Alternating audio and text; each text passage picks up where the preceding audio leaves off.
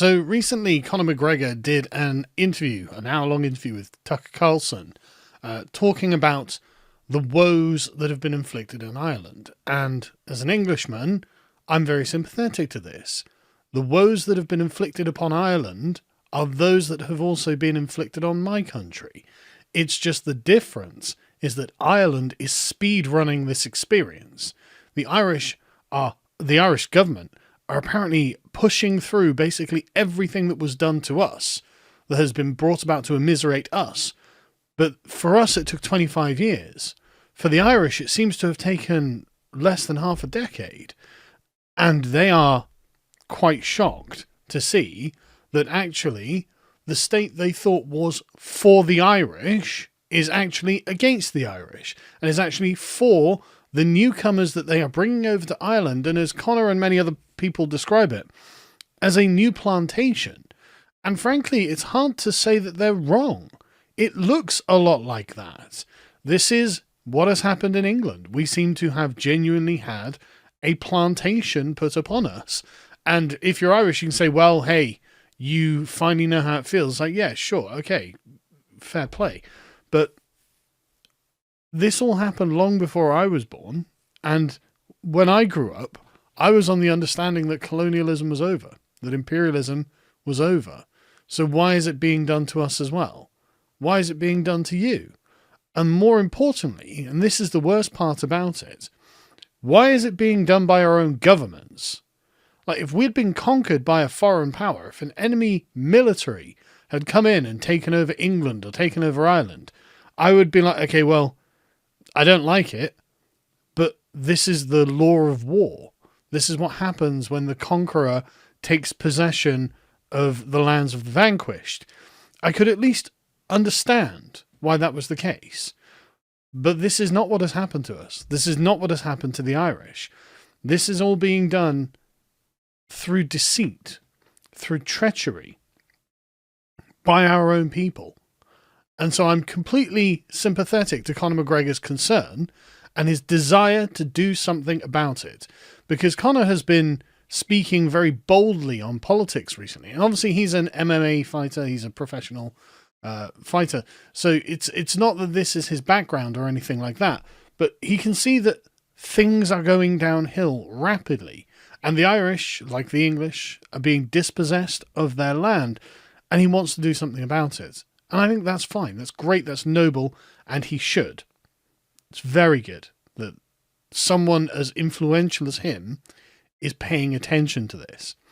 And Ireland is a different place to England. It's got more of what we would call a working class, and a smaller, narrower band of what we would call, I guess, the middle class, but the sort of the bourgeois liberals, who are the ones who control the organs of state and form the governments and end up making the policies. And so there is, I think, a much better chance in Ireland for a genuine sort of right-wing nativist reaction than there is in England. In England, this is a much more difficult prospect, which is why it simply hasn't happened, and which is why Reform currently are to the left of Labour. We are a much more bourgeois country overall. Our middle class, our working class is only about a third of the country, so they don't have a majority that they could call upon if for some reason they felt threatened to overturn what is being done to them. I don't actually know what the numbers for this would be in Ireland, because I don't know if they conceive of themselves in the same way, but the working class are the patriotic people of the country. And I suspect that Ireland has many more of them than they do the treacherous globalist bourgeois liberals, whereas my country is at least about half treacherous bourgeois liberals. So what can you do? It makes everything a lot more difficult. But the point being is that Conor McGregor wants to leap in and do something helpful. He wants to do something useful. He wants to save his country. And that makes complete sense, and it's a very noble thing to do. And you see him posting about this all the time. You will not destroy Ireland and be free to walk away. God, I wish we had someone of like Conor McGregor's stature to say things like that about England. I wish we had someone who was a champion for us. and our government does not represent us. They rob us. Ireland wake up, and you can see that this is the climate fines, COVID fund, and you don't. I can only imagine how much money, if the proportion of money that the English are spending on foreign immigrants is similar in Ireland, then you're also paying billions and billions every year to foreigners. They're either claiming your benefits, you're paying for their housing, you're paying for them to just have pocket money or to stay in hotels. You're paying for various like lawyers, activists, like there's sort of a big ancillary NGO complex that doubtless your government is paying for. Like the Irish are getting, I'm sure they're going to be getting robbed blind, just like the English. It's just that the Irish have fewer migrants than the English, but that's going to change. They are trying to change the demographic composition of your country, and they are not ashamed of this. They are proud of this. As far as they're concerned, being an Irishman means that it doesn't mean you have to have been born in Ireland to Irish parents. You could be, there are Irishmen all over the world. And when they get to Ireland and start getting your benefits and get citizenship, the administratively Irish suddenly become as Irish as people whose ancestors fought with Brian Boru. Okay, they do not see any distinction. In fact, they use this deliberately as a method of population change. They want to make sure that you are complacent and compliant with globalism. They want you to become deracinated, universal, anywhere liberal men. They want you to not really feel Irish. For you to be Irish, what they want is for it to feel like a social contract, as in it's a set of rules that you abide by on this particular piece of land. It isn't the heritage of a people. And so, yes, they don't represent you. They actually do represent anyone other than you. And moreover, they represent a kind of universalized globalist order. That's what they represent. And so, and if you, the Irish, feel particular to Ireland, and you trust me on this, this is exactly how they think, you will be considered far right, you will be the problem, and it is your moral attachment, sentimental attachment, spiritual attachment to the people and the land that they're trying to destroy. You will be considered far right. So just, if you're an Irishman and you're worried about the state of your country, get over this really quickly. Get over this really, really quickly, right? You are far right. That's fine. What that means is that you come from a particular time, a particular place, and you have a particular continuity that you would like to preserve. You think that Ireland belongs to the Irish and not everyone else in the world. That's what they mean when they say far right. So the best thing you can do as an Irishman is just take that on the chin and say, yep, that's exactly what we are. And now what? Moving forward, we, the majority of the population who are far right, against you, the minority of global liberal traitors who are selling us out to everyone else, everywhere else in the world. What now? Right? And that's the sort of the hard polarization that would be good, honestly, to get out of the way right away, to try and stay within the sort of moral grace of the liberal order and say, no, we're not far right, we're this, we're that, but we just don't want our country to be sold off. No, the point is selling your country off. The point, if you want to stay within their grace, you have to commit to selling your country off. Otherwise, get used to being on the outside, accept it now, and get on. Get organized and get active. Make sure that you are actually thinking ahead and not just reacting to everything that they're doing. Because Connor's, like, he is as far right as you could possibly imagine in this frame, through what I'm saying here. Ireland belonging to the Irish is the far right position, right? And as he says, commit a crime on our soil, gone. Enter the country illegally, gone. Have a criminal history, gone. Refuse to assimilate, gone. Perfect. Totally fine. Exactly as far right as you could hope for, and exactly the kind of message that would actually save Ireland, right? So good. I like it. Absolutely.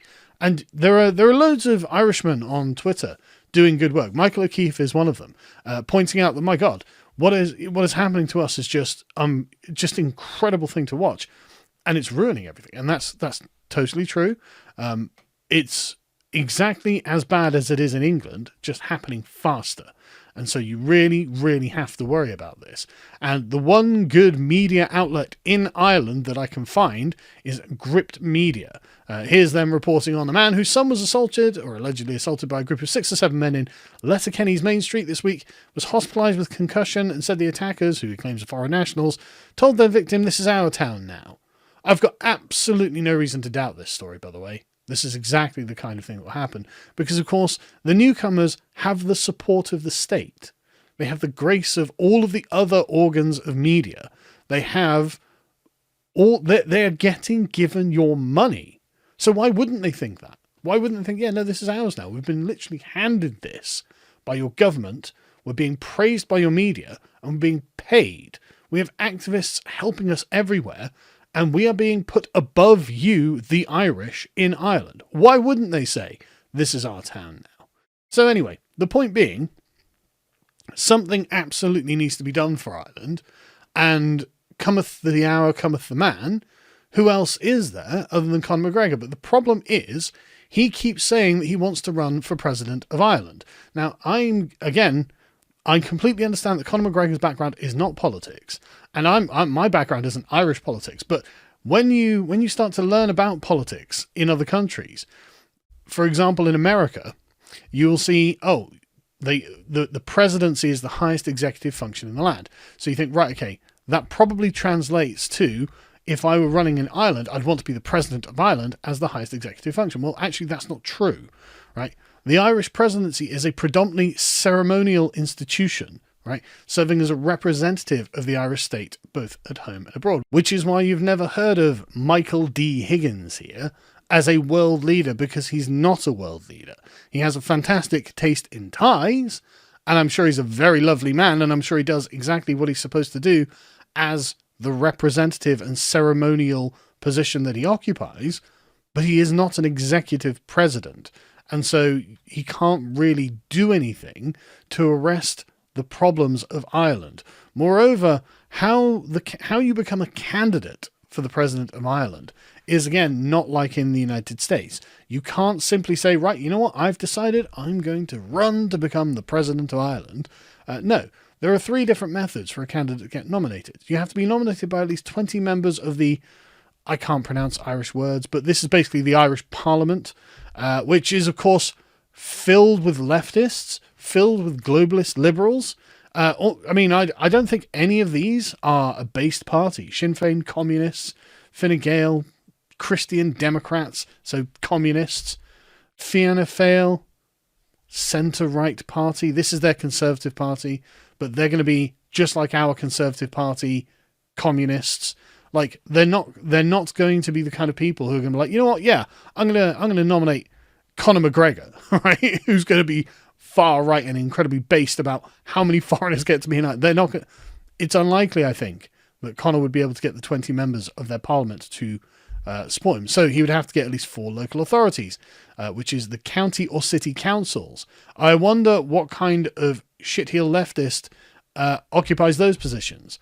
How many of those are actually going to be backing Conor McGregor? I don't know. And I'm not saying that it couldn't be done. All I'm saying is I think it's unlikely. And I could see them all just closing ranks and saying, you know what, no, we just don't want you interfering with what we're doing, because we're doing it on purpose. Because it's the county and city councils that are the ones that are working with the government to enforce the plantation. Their people are doing this to you. And of course, former or retiring presidents can nominate themselves, which Conor can't do. So I don't even know if Conor McGregor can become the president of Ireland, because he probably, I think, doesn't even have a path to get nominated, let alone win the election. And I mean, he might be able to win an election because you just need to be an Irish citizen, 18 or over, and registered to vote and resident in Ireland. It's entirely possible that Conor McGregor does have the popularity in Ireland to become the president of Ireland if he can get nominated, but this gatekeeping exists for a reason. The gatekeeping exists to keep people like Conor McGregor out. But even then, being the president of Ireland doesn't help. It won't solve the problem. What you need are political parties. You need to take over this. So what Conor McGregor needs to do, probably not personally, but I imagine that he's got a lot of money and could create and fund a political party out of his personal wealth, but also using donations from various well-wishers amongst the rich and famous who I'm sure that he knows, what you want to do is basically hire a legal team and a professional party, either join one and make it big, or create one and make it your own, and actually start winning constituencies. That's what you have to do. And like I said, Conor himself doesn't need to do it all. He can hire a big team, and I'm sure he'll get tens of thousands of volunteers who would love to join the Conor McGregor party. But you have to take over the political institutions. You have to take over the House of Representatives and whatever it is they have, right? The Senate and the Parliament. You have to take these things over. You have to form a government out of these, and that will give you executive power, because I can't remember what the Prime Minister's called in Ireland, South Seach or something like that. I don't know. I don't speak Irish. But the point is, you have to take over the political system from within by literally getting candidates nominated at every levels, so you can form a government, and so that Conor McGregor can become the Prime Minister of Ireland, because actually Ireland is a lot more structured like Britain than it is the United States. So approaching this in an American way just won't work. And even if Conor McGregor could somehow become the president, he would be sat there impotently watching the bourgeois liberals replacing the population, and he would be powerless to stop it.